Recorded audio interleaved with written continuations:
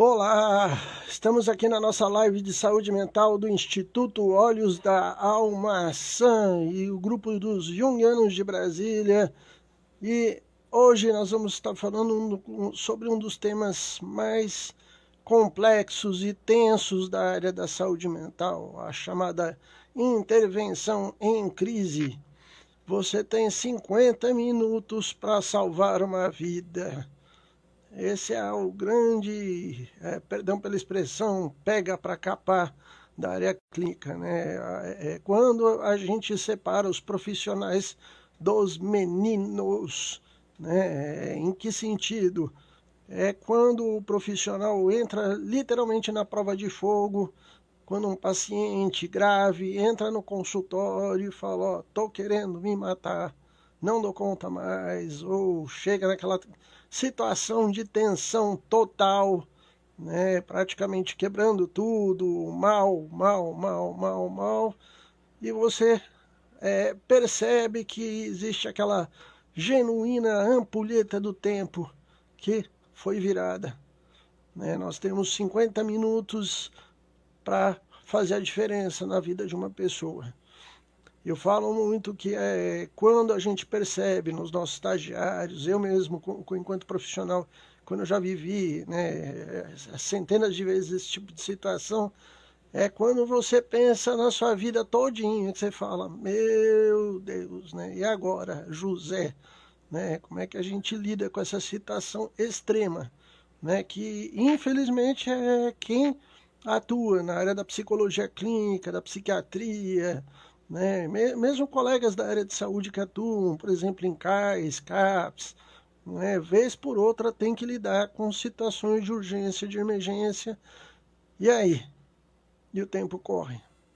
Né? Você tem 50 minutos para poder tentar demover aquela pessoa, né? De uma ideia, uma tentativa, de uma ideação e salvar uma vida. A gente não, eu particularmente não gosto muito dessa ideia salvacionista, né? Mas, de fato, né, doutor Guilherme, bem-vindo. Né? Olá, Jorge, obrigado.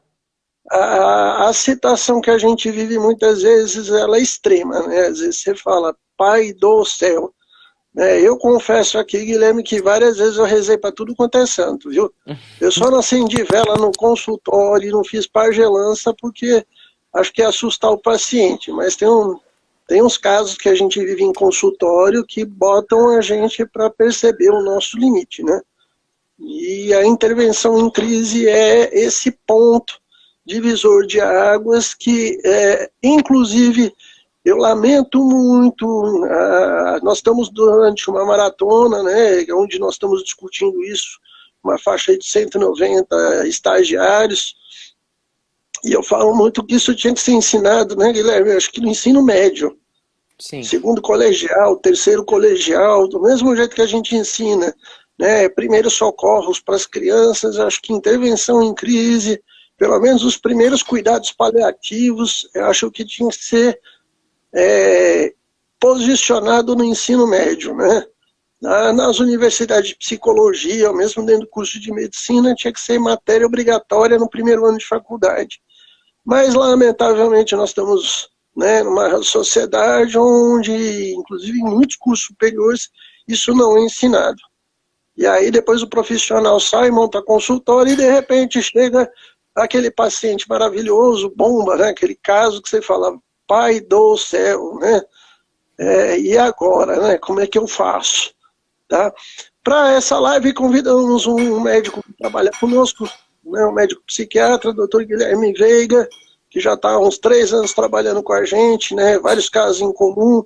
Ele tem acompanhado vários casos aqui no Instituto Olhos da Alma Sã de pacientes e chamamos ele para estar conversando sobre esse tema com a gente. Obrigado pela presença, professor. obrigado, Jorge. É um prazer estar aqui e obrigado pelo convite. Né? Falar desse tema que é o susto, né? Que eu acho que é um tema denso, mas que eu acho que é de uma suma importância essa discussão de peito aberto, porque ela traz à mesa as nossas dificuldades, os nossos anseios, a nossa ansiedade, aquela coisa de botar a mão na testa e falar, pai do céu, e agora? Né? E a questão que eu falo muito, né, Guilherme, que eu brinco muito com essa figura metafórica nos cursos, falando que a gente tem 50 minutos para fazer a diferença na vida de uma pessoa. Sim. Que é o tempo médio de uma consulta, né? Às vezes até menos, né? Tá? E aí, o que você me diz desse tema, professor? Então, eu achei legal você falar dessa coisa que a gente tem até 50 minutos, que é mais ou menos o tempo de uma consulta, né? E realmente pode ser esse tempo mesmo, 50 minutos, e pensando em relação às emergências ou urgências, né? Existe uma diferença entre emergência e urgência, mas assim, em relação a esses dois termos, a gente acaba em alguns momentos, acho que na maioria deles, usando até menos, né?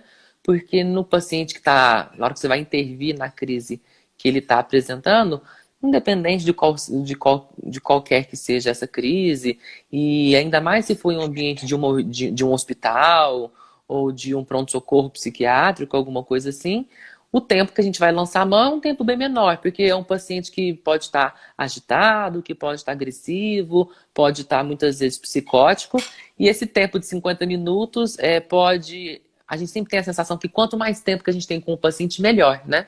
Mas em alguns momentos esse tempo mais longo pode até fazer com que o paciente tenha mais risco de se agitar, mais risco de nos agredir, de agredir a família, de agredir, sei lá, de quebrar o consultório, o que quer que seja. Então, nesse período, o mais importante, eu acho, na hora que a gente for receber esse paciente, seja no consultório, na emergência, onde quer que seja, né? A hora que a gente identificar essa demanda, a gente tem que identificar primeiro o que esse paciente apresenta. Quando eu falo o que esse paciente apresenta, é em relação, ele tem uma emergência, ele tem uma urgência, o que é? Qual que é a diferença de emergência para urgência? Na emergência, nos casos de saúde mental, que a gente está falando aqui, né? Na emergência da saúde mental, esse paciente ele vai estar sob um risco de morte ou algum risco social grave. O risco de morte a gente imagina o que seja, né? Ele tem o risco ou de matar alguém ou de um risco de suicídio, de se matar. Mas o que é esse risco social grave? É um paciente que pode acabar, por exemplo, se expondo demais, como, por exemplo, tirando a roupa em locais inapropriados. É um paciente que pode acabar perturbando a polícia, pode acabar perturbando os vizinhos de forma grave. É um paciente que pode acabar tendo gastos assim, exorbitantes, dependendo do que ele esteja apresentando nessa emergência, que pode levar até uma derrocada, né, da situação financeira dele, da família dele, né? Então é um paciente, esse paciente da emergência, além dele ter esse risco de morte ou social grave, o que a gente tem que saber o que fazer com ele? É um paciente que necessita de uma intervenção imediata, é para ontem.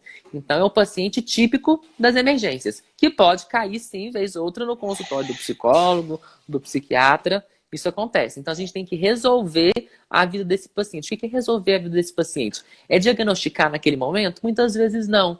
Mas saber para onde mandá-lo. É um paciente que necessita, na emergência, de uma internação ou de um hospital dia, por exemplo. Não é? Se for um paciente de urgência, ele tem uns riscos um pouco menores em relação aos riscos do paciente da emergência. Por quê? Porque o que geralmente pode caracterizar aquele paciente da urgência, não da emergência? É um paciente que tem um comportamento bizarro, ou um paciente que tem uma ansiedade aguda, ou que está psicótico, ou então que pode estar apresentando alguma síndrome conversiva. E esse é o tipo de paciente, o da urgência, que ele não corre o risco de morte iminente naquele momento, ou de matar alguém naquele momento, ou de um risco social grave. E aí, o que esse paciente demanda? Ele demanda, sim, também de uma intervenção, mas essa intervenção não precisa ser imediata, como, por exemplo, uma internação, seja no hospital dia, ou seja, uma internação em um leito, em algum leito hospitalar, né? Pode ser uma intervenção em curto prazo. O que é uma intervenção em curto prazo? Ele necessita ser atendido em dias ou em até no período de 1 a 2 semanas. Então, o principal dessa emergência, dessa urgência, né, o que quer que seja, dos dois, é a gente identificar o risco que o paciente está passando. Porque é através desse risco do qual ele está submetido é que a gente vai decidir se vai ser uma intervenção rápida, um pouco mais demorada de dias ou semanas, o que esse paciente vai demandar. Muito bom. Guilherme, eu queria te fazer uma pergunta, Sim, Felipe. aproveitando aqui. Quais são os principais, na tua experiência clínica, né, você que atende bastante, né, hoje, na nossa atualidade, tempos de pandemia, o que que você tem mais visto hoje em consultório que a gente poderia traçar enquanto fatores de risco, né? E aqui Ah, eu não estou pedindo dados estatísticos da televisão, não. Estou falando do front do consultório, né? O que que mais tem chegado?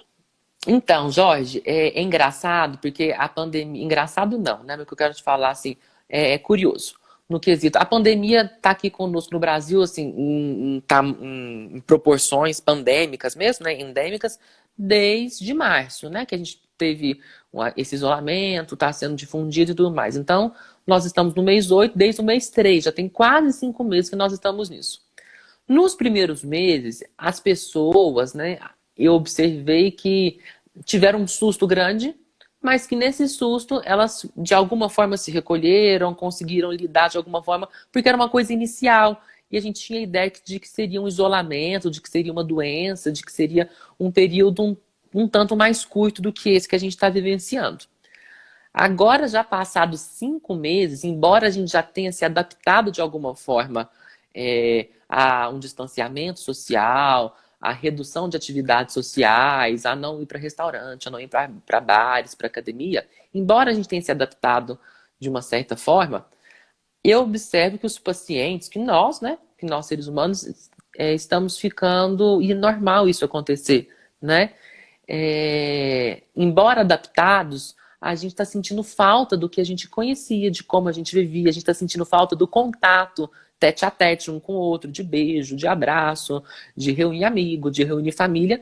Além dessa falta desse contato, como a pandemia se estende, está matando demais, a gente tem sentido muito medo, não somente de se infectar e das consequências que essa infecção pode gerar, mas dos nossos familiares, ainda mais dos mais velhos e daqueles que têm algum fator de risco que possa complicar. E aí, passados 5 meses, eu observo que os pacientes que, seja os meus pacientes antigos ou as primeiras consultas que estão acontecendo, eles estão chegando com um nível de ansiedade mesmo muito maior, não é? E um misto de ansiedade com sintomas depressivos. Aqueles pacientes que já eram ansiosos estão muito mais ansiosos, aqueles pacientes que já eram depressivos estão muito mais depressivos, e aquelas pessoas que não apresentavam, né, nenhum tipo de transtorno, você falar de diagnóstico mesmo, estão apresentando a ansiedade, que é normal para um momento desse, e os sintomas depressivos que não vão configurar, muitas vezes sintomas depressivos não configuram depressão. Depressão é uma entidade diagnóstica, né? Uhum. Sintomas depressivos, tristeza, preocupação, o que quer que seja, faz parte do ser humano, tudo faz parte do ser humano. Mas são os dois sintomas que eu mais tenho observado, uma ansiedade maior, mais acentuada, e sintomas depressivos maiores, mais acentuados mesmo no consultório.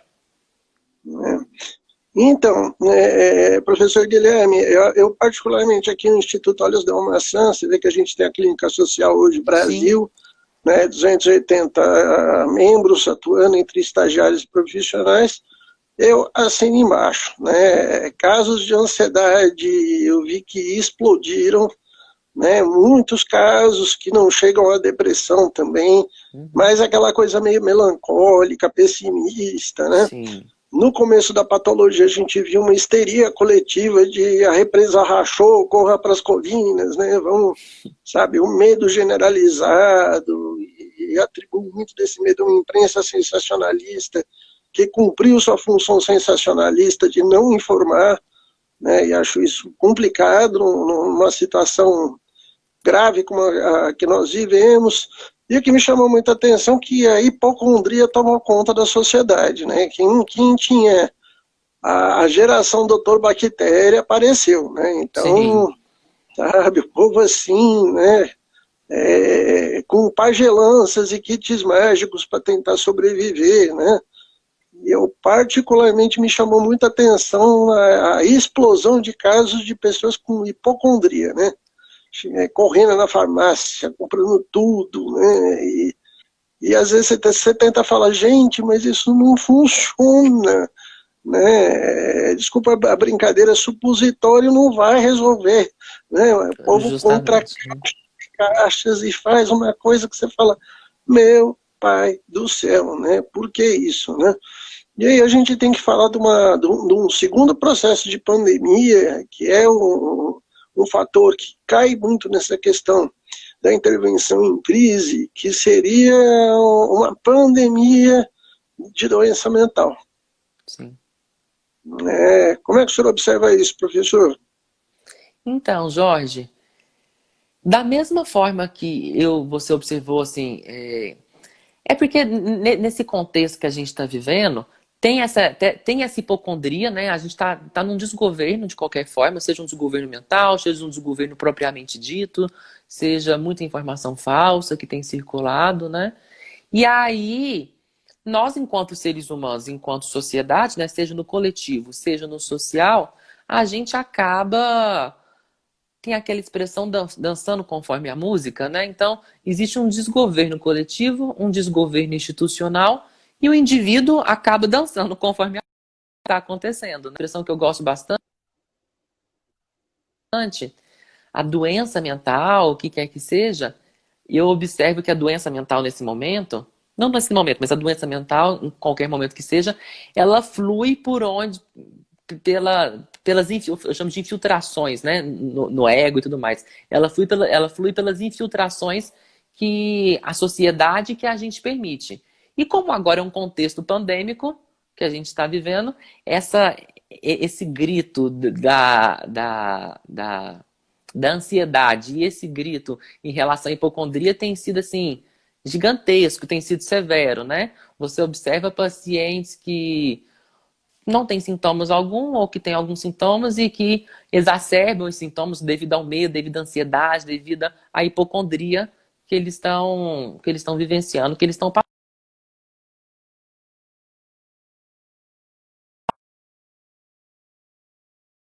passando propriamente dito. Mas esses traços, é isso que eu gosto de chamar, esses traços hipocondríacos, esses traços ansiosos, estão muito presentes hoje em dia por conta do contexto, porque a gente está dançando conforme a música do desgoverno. O desgoverno está tão grande que está afetando não só o coletivo, mas a esfera individual de cada um de nós nas nossas casas. E aí esses pacientes, nós mesmos, enquanto profissionais, carregamos isso para os nossos consultórios. E aí essa histeria vira coletiva, vira uma histeria coletiva mesmo. Sim, e nós vimos bem claro nesse cenário coletivo essa histeria, né? Sim. E o medo generalizado, todo mundo em pânico, né? Aquela coisa, tanto é que aqui no Instituto mesmo, a gente teve que primeiro acalmar a equipe, né? Refazer todos os procedimentos, se organizar toda a estrutura de funcionamento, a ter cabeça para fazer uma análise fria da situação, né? E a gente vê que na hora da dificuldade, e isso tem muito a ver com o que a gente chama de intervenção em crise, as pessoas perdem a capacidade de sentar, respirar fundo, calma, tá? O que eu vou fazer Sim. agora, né? Que acho que é uma questão E isso que... é muito importante. Isso que você traz é muito importante, seja nesse contexto pandêmico, ou seja nessa intervenção em crise. Vai ter que trazer dados de realidade, né, para fazer com que o paciente, para fazer com que os colegas, igual você comentou, né, com que nós mesmos, com que a gente consiga lidar com o que é fato, com o que é real, e não para que a gente descolhe da realidade e se torne psicótico, seja do ponto de vista um psicótico do ponto de vista psicanalítico, que é aquela desintegração do self que a gente conhece, seja psicótico do ponto de vista psiquiátrico, que é a presença de delírios e alucinações e tudo mais. Mas qualquer prisma que a gente pegue, seja Jorge, seja Guilherme, seja o governo, seja alguém tem que lidar com esse dado de realidade, porque o fato é que a pandemia está aí, né? O fato é que a crise do paciente existe. Alguém vai ter que lidar com essa crise. E esse alguém se presume que sejamos nós, os profissionais de saúde, na intervenção em crise.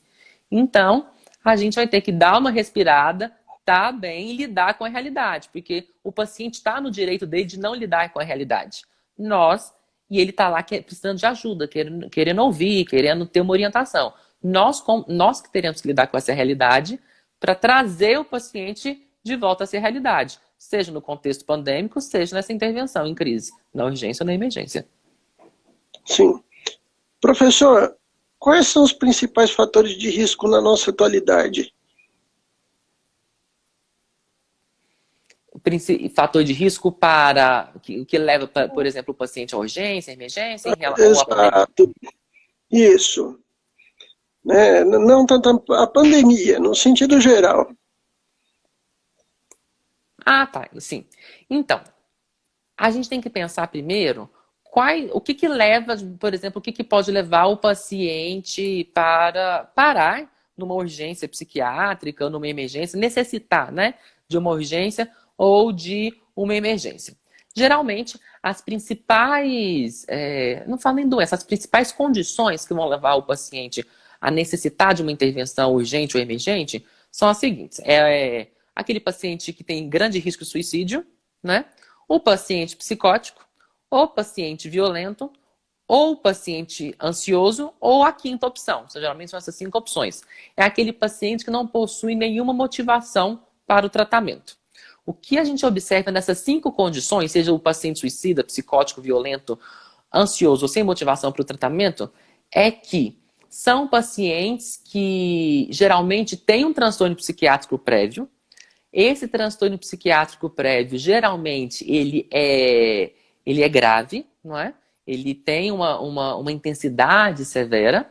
E é um paciente que, na grande maioria das vezes, ele vivencia algum tipo a palavra não é confusão, mas algum tipo de conflito. E nesse conflito, ele não conseguindo resolver, ele também não consegue ter com quem se abrir, ele não consegue ter com quem contar. O suporte social desse paciente, quando eu falo suporte social, seja amigos, seja a família, que é importante, que é o maior suporte social que esse paciente vai apresentar, seja o chefe, mas ele não tem suporte social. Então, os pacientes sem suporte social são os que eu observo que geralmente mais necessitam de na saúde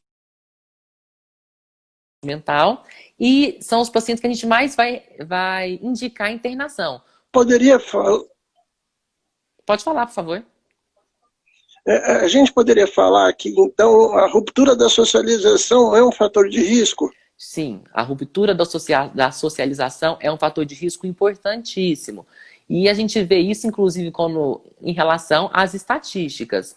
Você pensando do ponto de vista depressivo, por exemplo, do transtorno depressivo maior, a gente sabe que um dos fatores de risco para o transtorno depressivo maior, que tem altas taxas de tentativa de suicídio, por exemplo, o fato do indivíduo não ter amizades sólidas durante a adolescência, porque ele não vai ter amizades sólidas durante a vida adulta e não vai carregar essas amizades. Indivíduos que não têm relações afetivas próximas, indivíduos que sofreram, acabaram de se divorciar ou que passaram por um processo traumático de separação. Tudo isso nos traz a ideia de socialização. Isso é de extrema importância. E a gente vive um momento na qual a gente não consegue socializar com a mesma intensidade que a gente se socializava há 5 meses atrás. Uhum. E é interessante que tem outros 2 pontos que a gente vê muito aqui na clínica social. O tanto que também o fanatismo virou um fator de risco na nossa sociedade, né? Personalidade rígida, uma certa agressividade, eu estou certo, você sempre está errado, beirando um quadro psicótico, né? Criação do mundo Sim. ideal. E aí a pessoa cai naquele processo de fantasia, que eu sou escolhido de Deus, eu sou salvo, você não é. E quando as fantasias caem, eu vejo que vira também um fator de risco, não, professor? Sim, isso é muito legal, Jorge. Assim, quando eu falo legal, não é que eu acho legal o paciente estar sofrendo, eu falo legal do ponto de vista de conhecimento, que isso agrega conhecimento para a gente que é profissional da saúde, né? E que está lidando. Por exemplo, você está falando do fanatismo, por exemplo, né? Que você trouxe. Na psicopatologia, a gente sempre tem a sensação, quando a gente é leigo, a gente tem a sensação, não, quanto mais inteligente, quanto mais articulado for o indivíduo, mais fácil será para convencer esse indivíduo de que ele está errado. Por quê? Porque na nossa cabeça seria mais fácil lidar com alguém que teoricamente é esclarecido, é inteligente, a abrir mão da sua vivência, abrir mão do seu argumento e entrar, entre aspas, pelo argumento que seria correto, correto de acordo com a nossa visão. Mas, na psicopatologia, a gente vê que o paciente, quando ele psicotiza e ele tem um alto grau de articulação, um alto grau de inteligência, a inteligência do paciente, ela não faz com que o paciente volte mais fácil para a realidade. Pelo contrário, a psicose, ela lança a mão da inteligência para que a inteligência passe a justificar aquele delírio, aquela alucinação que o paciente apresenta. Então, o que a gente vê é que quanto mais inteligente o paciente, e se ele está psicótico, seja de qualquer prisma que a gente está falando agora, da psicanálise ou da psiquiatria, por exemplo. O paciente, ele lança a mão da inteligência para validar cada vez mais aquele delírio, aquela alucinação, essa vivência fanática que você traz, né? E a gente acaba psicotizando, seja, mais uma vez, em qualquer prisma que a gente esteja falando, em relação àquilo que nos incomoda, né? Aquilo que é aquilo que seja uma ferida em relação ao nosso self. Então, é raro a gente psicotizar. Eu nunca vi, por exemplo, eu falo raro porque na saúde mental não existe nem sempre nem nunca, né? E nem certezas. Mas eu nunca vi um paciente que psicotiza e ele psicotiza e entra em um universo do qual ele já não conhecia, ou do qual ele queria conhecer, ou do universo do qual existe uma ferida em relação àquele universo. E o fanatismo é mais uma dessas. A gente parece que nós não somos preparados a ouvir não, ouvir falar que nós estamos errados, e que não é dessa forma que a gente criou, que a nossa fantasia, que a nossa fantasia que a gente utiliza como mecanismo de defesa está errada. E aí a hora que alguém fala não é assim, esse indivíduo ele se fragmenta. E aí ele se fragmenta e fica ansioso, e fica hipocondríaco, e fica agressivo, né? Porque...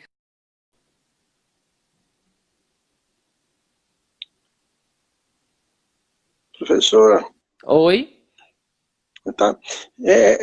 Quando eu falo de fanatismo, hoje a gente tem essa percepção que ele acontece nas esferas política, religiosa, no desporto. Uhum. E ele você falou muito bem esse termo, e sai, né, com muita facilidade para um lado agressivo, né? Sim. A gente está vendo, lamentavelmente, religiões, né? Se você não frequenta, se você não fala na minha cartilha, você é meu inimigo, né? Pelo amor de Deus, que rigidez é essa, né? Que dificuldade de lidar com o diferente é essa, né? Dificuldade, essa rigidez de lidar com o outro, lidar com o diferente, não é de agora, né? Nós sempre tivemos dificuldade de lidar com o que é diferente, com o que nos incomoda, com o que não faz parte do nosso normal. Porque o que é normal para mim pode não ser normal para o Jorge. O que é normal para o Jorge pode não ser normal para o Guilherme. Mas ainda assim nós somos dois indivíduos, dois seres humanos, e que a gente pode não se dar, mas que a gente tem a obrigação de nos respeitar e de querer conviver em paz, né? Mas parece que de uns tempos para cá, os comportamentos, igual você colocou, seja de líderes religiosos, seja de líderes políticos, seja de líderes esportivos, seja de líderes, qualquer tipo de líder, né? Esses comportamentos desses líderes estão validando cada vez mais essa intolerância que a gente tem ao novo, uma intolerância ao desconhecido, uma intolerância àquilo que não faz parte da nossa vida, que não faz parte do nosso normal. Enquanto o normal, eu tenho o meu normal, o Jorge tem o normal, o fulano tem o seu normal. Não existe um normal, não existe um normal de cada um tem o seu normal, e a gente acaba convivendo com os diversos normais que os outros vão acabar tendo. Tá? Oi, eu tô te ouvindo agora, eu tô te ouvindo. Não, ok. Eu sempre falo que um dos problemas da nossa atualidade é essa condição nós estamos num planeta em efervescência de transformações, de mudanças, e acho que mesmo nós que somos profissionais de saúde, né? Eu tive, Sim. Por exemplo, que me me adaptar, né, toda a condição do teleatendimento, né, consultas online, aula online, fazer as pazes com o Instagram e falar, vou fazer live, né? Sim. Galera, eu jurava que eu não ia mexer com isso. Falei, não, não vou virar youtuber, não. Ô, pandemia que botou todo, e não foi comigo só, não, né? Teve um colega que foi até engraçado, porque ele é psicanalista, falou, não, terapia tem que ser só presencial. Depois de 3 meses sem botar dinheiro dentro de casa, que tinha fechado o consultório dele, estava comendo as economias, eu falei, vou ter que atender à distância, né? Aí foi lá para casa, a gente trocou Sim, algumas ideias, né? Ou seja, a vida te empurra para transformar. A vida te obriga a sair do lugar. A vida faz você mudar, querendo ou não. E aí é onde eu tenho muita preguiça e medo dos conservadores, porque a pessoa que é conservadora, ela está cristalizada. Né? Não tem como ser conservador num mundo em transformação. Tá? Senão a própria vida faz justamente. você ser triturado, né? E aí, professor? É, é, e quando você traz isso, eu passei passei do mesmo, não sei se é a palavra é problema, mas eu passei da mesma situação que você.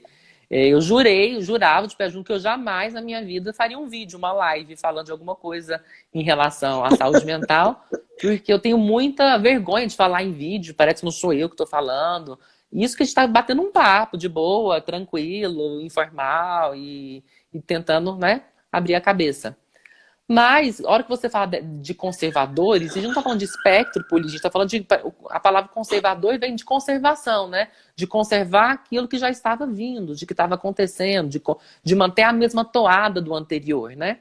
E se a gente for pensar, eu gosto muito dessa analogia, porque se a gente for se a gente tivesse sido tão conservador ao longo da nossa história na Terra como um todo, nós não estaríamos aqui hoje, não é? Nós não teríamos, por exemplo, atravessado aquela história do homem na Terra que a gente conhece. Não teríamos atravessado o Estreito de Bering, não teríamos chegado à América do Norte, não teríamos chegado à América do Sul. Estaríamos sempre no mesmo local. E não é assim que aconteceu a história. O homem ele acabou chegando a novos lugares, tomando novos espaços pela necessidade de sobrevivência, mostrando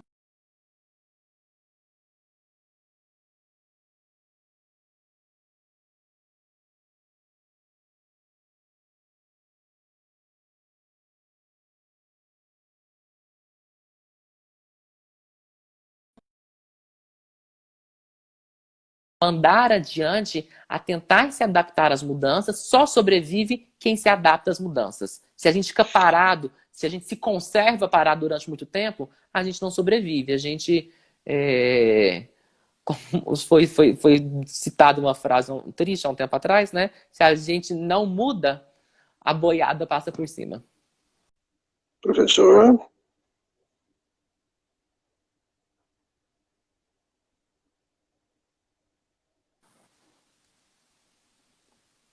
Olá, voltou? Eu acho que eu estou caindo. Voltou.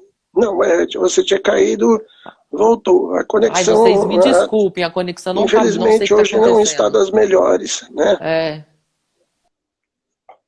Tranquilo, professor, né?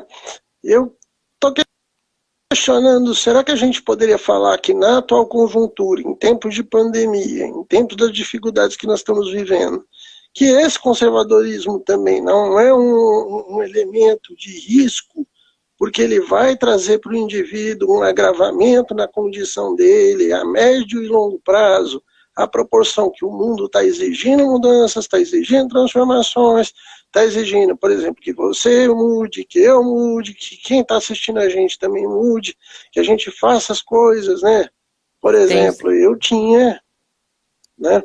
Eu particularmente, Guilherme, há um tempo atrás eu tinha, eu não vou falar versão, mas eu não tinha paixão nenhuma por essa ferramenta que a gente está utilizando, o Instagram, né? sim. Sou cego, né? Eu não enxergo, para quem não me conhece pessoalmente. O que que um cego vai fazer nesse danado do Instagram? Né? Sabe? Né? Que é só foto, é só... E aí cá estou eu utilizando Instagram em nome do Instituto, em nome das... Sabe? Então, é uma questão que eu falo, né? Até que ponto esse conservadorismo tão propalado hoje em dia, né? Da família, tradição, da propriedade, dos bons costumes, né? Uhum. Até que ponto isso também não é um fator de risco para uma futura crise a curtíssimo prazo? Eu acho que é um fator de risco. A gente não tem dados, igual a gente está comentando, comentou mais cedo, a gente não tem dado estatístico hoje para falar que o conservadorismo é um fator de risco. Mas partindo desse pressuposto que a gente está trazendo, que você trouxe, inclusive, de que se a gente não se adaptar, se a gente continuar rígido, quadrado, enjaulado do jeito que a gente está, a gente não vai conseguir se adaptar. E não conseguindo se adaptar, a gente não consegue viver, a gente não vai conseguir andar adiante. Eu acredito sim que é um grande fator de risco, porque partindo daquele pressuposto que a gente falou um pouco mais cedo sobre relações sociais, quanto mais conservador a gente está, quanto maior a nossa aversão ao novo, quanto maior a nossa dificuldade de se comunicar, de respeitar, de tolerar o outro, mais frágeis as nossas relações sociais estarão, mais dentro de uma bolha, mais dentro de uma jaula a gente vai estar e menor vai ser a nossa sociabilidade. Pensando nisso, quanto menor a nossa sociabilidade, quanto menor a nossa pluralidade, menos saúde mental a gente tem e maior é o fator, e maiores são os fatores de risco de isso causar um adoecimento mental. Maravilha. Na prática, eu tenho visto muitos conservadores literalmente enlouquecendo. Até Sim, porque sim. eles caem muito fácil num saudosismo de um mundo ideal que ele tem que brigar com a família inteira para jurar que aquele mundo ideal existiu, né? Ah, que quando eu era criança, em 1977, eu vivi no paraíso, né? Eles só E não aí, podem lembrar da inflação. E aí distorce todos os fatos, distorce a sim. história, distorce a vida, né? Esquece a hiperinflação que existia no período, né? Que você. E galera, eu vivi isso, né? Estou com 51 anos de idade, né? Você saía de manhã para comprar pão, o pão custava R$ 1, quando você chegava na padaria já estava custando dois. À Sim, tarde era sim. 4, né? Então as Eu, pessoas eu, não têm muito. eu sou um pouco mais novo que você, mas eu me recordo constantemente dos meus pais falando, principalmente da minha mãe falando assim, Guilherme, quando a gente recebia, saía correndo pro mercado, né, para fazer compra o quanto antes, aquela comprona, aquela cultura, né, da compra de mês, né, fazer aquela compra de mês para aproveitar que os preços estão naquele valor que cabe no nosso orçamento. Porque dias depois, não se brincar no mesmo dia, talvez não coubesse no nosso orçamento, né? E aí vira, mais uma vez, dentro desse conservadorismo, um fanatismo, né? Por algo que não aconteceu. Talvez essas pessoas estejam presas a uma memória afetiva de quando elas não tinham responsabilidades, porque eram crianças, porque eram adolescentes, ou porque viviam algum tipo de mundo que elas eram dominantes, né? E não tão dominadas quanto elas dominavam as demais pessoas, mas acaba sendo um conto do vigário, baseado numa memória afetiva de algo que não aconteceu. Ou seja, melhor, de algo que aconteceu, mas não somente na cabeça delas. E não aconteceu, assim, um fato histórico ou político mesmo que fez com que essa hiperinflação, com que essa ditadura, com que essa política do porrete, seja o porrete político, seja o porrete da economia em frangalhos, acabava fazendo com o brasileiro. Professor, eu queria, a gente falou até então, né, das questões básicas, dos fatores de crise, eu queria falar um pouquinho da técnica hoje, né? Sim, Para quem está começando um trabalho, porque nós estamos tendo vários iniciantes, né, membros neófitos começando, né, a sua prática clínica, ou mesmo profissionais já mais maduros. E eu confesso para vocês que todo dia eu peço para Deus, não, por favor, Deus, que venham as urgências, mas que não venha para quebrar tudo, né? Porque a gente Justamente. entra naquela prova de fogo, né? Uhum. Que tem dias que você fala, pai do céu, né? Para essa turma que está começando, né? O que você me falaria da técnica mesmo da intervenção em crise? Né? O que a gente pode passar para essa turma que está iniciando para poder fazer um bom trabalho, né? O destino, a sorte, falar, agora é tu. Né? Ok. Então vamos fazer um resumo assim dessa técnica, né, que você comentou. Geralmente essa consulta, essa avaliação, não chamo nem de consulta, na crise é uma avaliação, né? Essa avaliação desse paciente que está em crise, a gente precisa de dados que são básicos e que são rápidos da gente coletar. Só que a gente não, vamos supor, se alguém estiver anotando alguma coisa assim, essa avaliação, ela não é engessada, ela não é estruturada. Por quê? Porque cada paciente em crise é um, e cada crise, como cada crise se manifesta, é que vai fazer. A gente vai perguntar o que primeiro? Não precisa ser uma coisa engessada, igual uma consulta, uma anamnese engessadinha. Será sim uma anamnese, mas tem hora que a gente vai ter que mudar. Identificação primeiro, exame psíquico primeiro, uma queixa primeiro, né? Porque vai depender desse paciente. Está ansioso, está violento, está psicótico, como é que ele está? O básico, a gente tem que saber a identificação desse paciente, o porquê que ele foi parar naquela avaliação, né? Seja no nosso consultório e ele está em crise dentro do consultório, seja na avaliação da emergência ou da urgência. E aí essa queixa que a gente vai escutar, é interessante perguntar para o paciente, por que você veio fazer aqui? Ainda que ele esteja psicótico, para você perceber que ele está psicótico.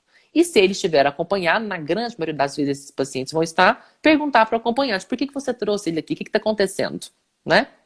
A partir dessa queixa que o paciente e que o acompanhante vai trazer para a gente tentar destrinchar. Vamos supor que é um paciente que está com tentativa, teve uma tentativa de autoextermínio agora, teve uma automutilação. Desde quando isso acontece? Desde quando essa automutilação acontece? Desde quando esse pensamento suicida está presente? Desde quando esse pensamento recorrente de morte está presente?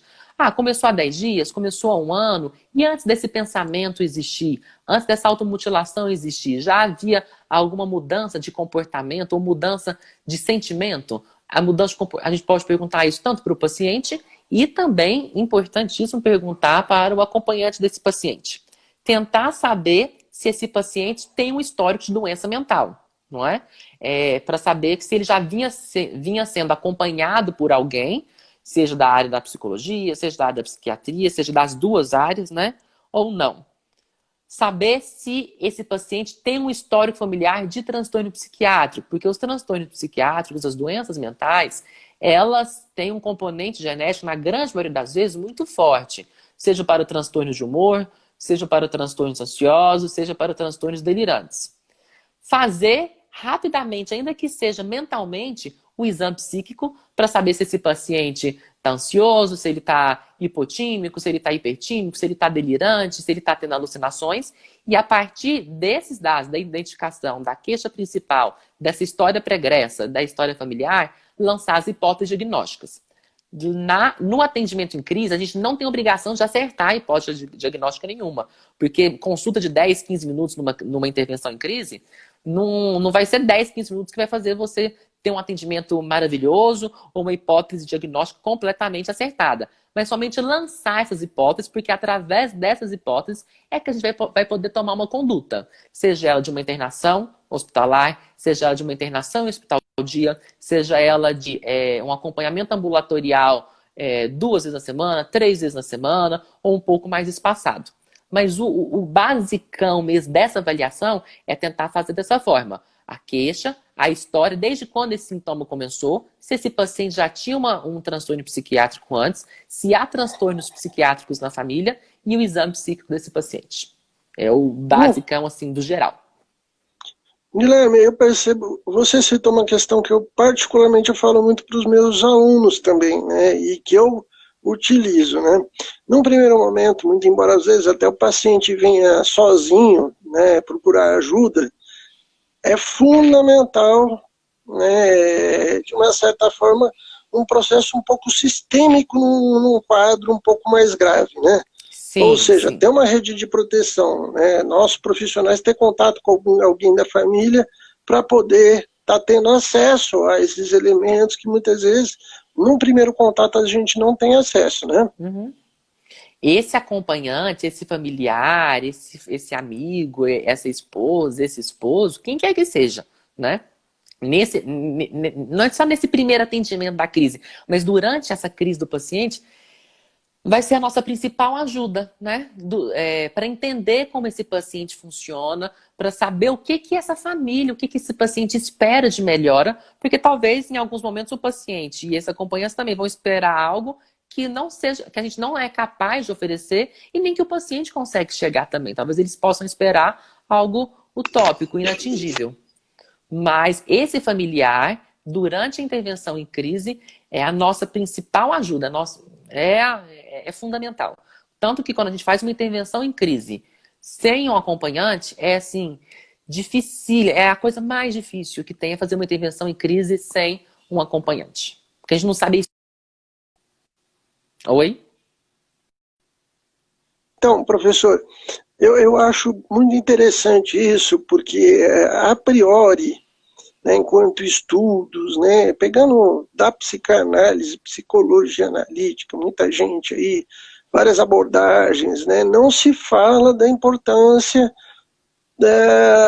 dessa questão da escuta minuciosa primeiro, do acompanhante, né, o tanto que isso no processo de intervenção em crise é importante, às vezes, né, porque a gente tem muito aquela visão idolatrada, né, que o paciente é autossuficiente, ele vai falar dele sozinho, que a gente não tem que bancar o detetive para puxar algumas outras informações, ou seja, né, na construção dos dados sobre esse paciente. E também eu vejo que a família ela passa a ser um elemento configurativo depois que você conseguir os dados sobre o paciente, porque, querendo ou não, os parentes nesse tipo de situação são os coterapeutas, né?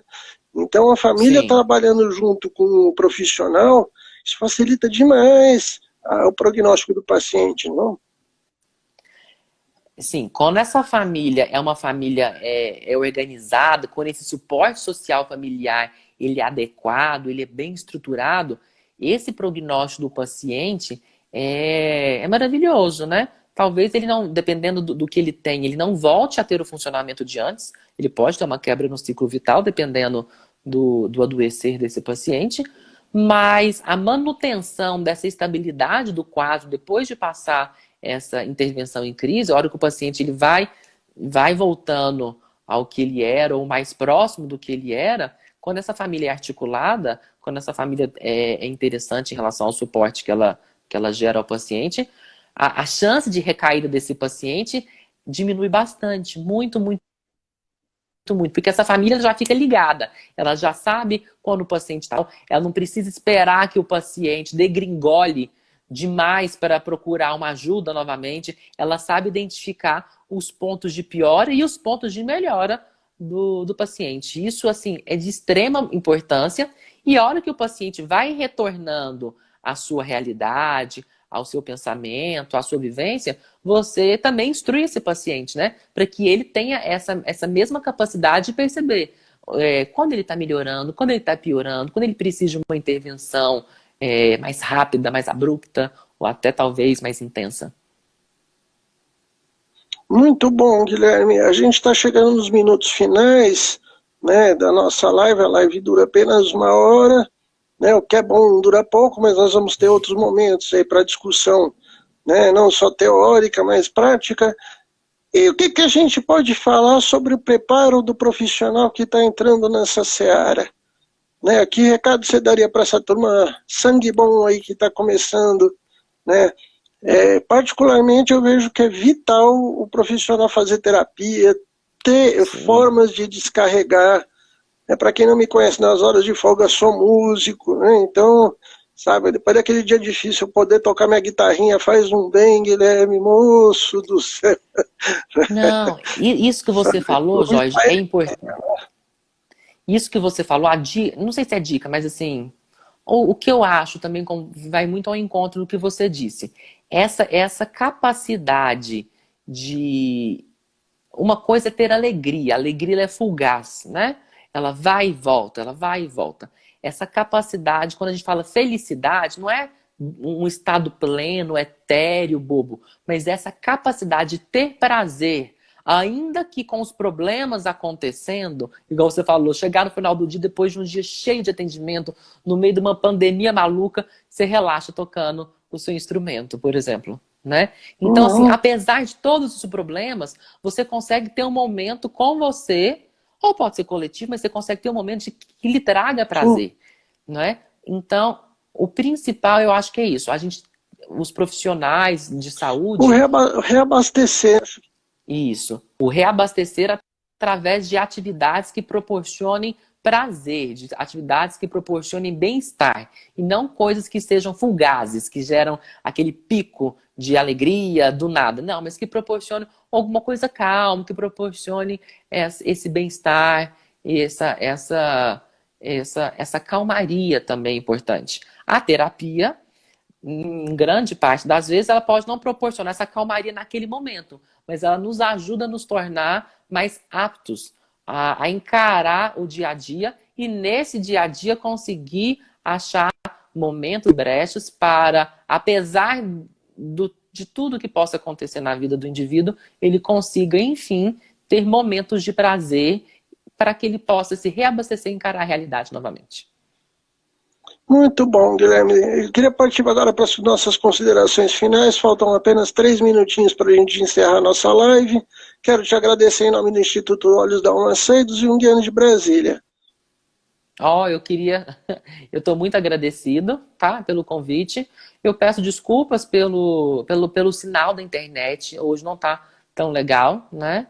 E muito obrigado mesmo.